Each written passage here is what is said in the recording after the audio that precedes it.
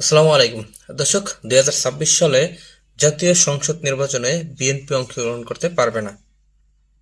বিএনপিকে জামাত ইসলাম 2026 সালে নির্বাচনে অংশগ্রহণ করতে দেবে না, এবং না দেওয়ার পিছনেও খুব গুরুত্বপূর্ণ কিছু কারণ আছে। আজকে আপনারা সম্পূর্ণ ভিডিওটা দেখলে আপনারা বুঝে যাবেন যে কেন বিএনপি 2026 সালে নির্বাচনে অংশগ্রহণ করতে পারবে না। জামাতের আমির ডক্টর শফিকুর রহমান তিনি স্পষ্টত একটা বক্তব্য দিয়ে বলেছে যে কেন বিএনপি 2026 সালে নির্বাচনে অংশগ্রহণ করতে পারবে না। বিএনপি কিন্তু নির্বাচন করে তারা প্রতিনিয়ত সকাল সন্ধ্যা জিগির করছিল ডাকসু নির্বাচনের আগ পর্যন্ত। তো তারপর থেকেই ঢাকা বিশ্ববিদ্যালয়ের নির্বাচনে যখন তারা লজ্জাজনকভাবে পরাজিত হয়েছে, তারপরে কিন্তু তারা এখন আর নির্বাচন করতেছে না। কারণ তারা বুঝে গেছে যে নির্বাচনে আসলে, নির্বাচন হয়ে গেলে তারা এখন যতটুকু লুইটা বইটা খাইতেছে তারা সেটুকু পারবো না। তো কেন আসলে 2026 সালের নির্বাচনে বিএনপি অংশগ্রহণ করতে পারবে না, চলুন আমরা ডক্টর শফিকুর রহমান সাহেবের মুখ থেকে আমরা কথাগুলো একটু শুনে আসি। 26-এর নির্বাচন দেখতে হলে আগে জুলাই বিপ্লবের স্বীকৃতি লাগবে, আর জুলাই বিপ্লবের স্বীকৃতি দিতে হলে জুলাই সনদের আইনি ভিত্তি দিতেই হবে। এই আইনি ভিত্তি ছাড়া কোনো নির্বাচন অনুষ্ঠান হওয়ার কোনো সম্ভাবনা নেই। কখন হবে এই আইনি ভিত্তির গুণাপত্তন?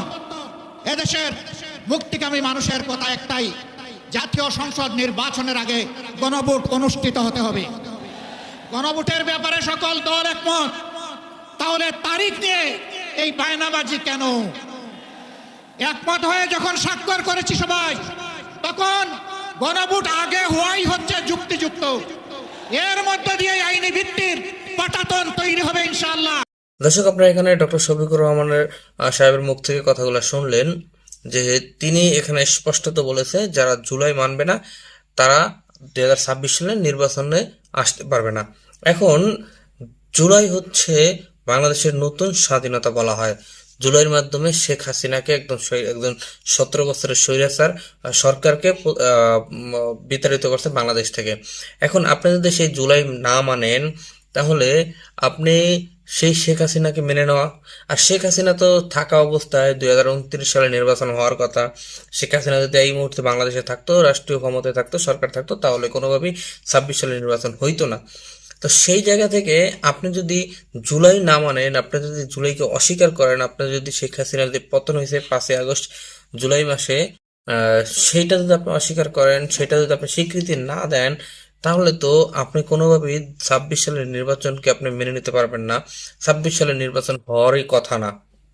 তো ডক্টর শফিকুর রহমান জামাত ইসলামের আমির তিনি এখানে যে কথাগুলো বলছে, সেই কথাগুলো আপনাদের কাছে কতটুকু যুক্তিসম্পন্ন মনে হয়েছে, তার কথাগুলোর কতটুকু তাৎপর্য আছে, অবশ্যই আপনাদের মূল্যবান মতামত কমেন্ট বক্সে জানিয়ে যাবেন।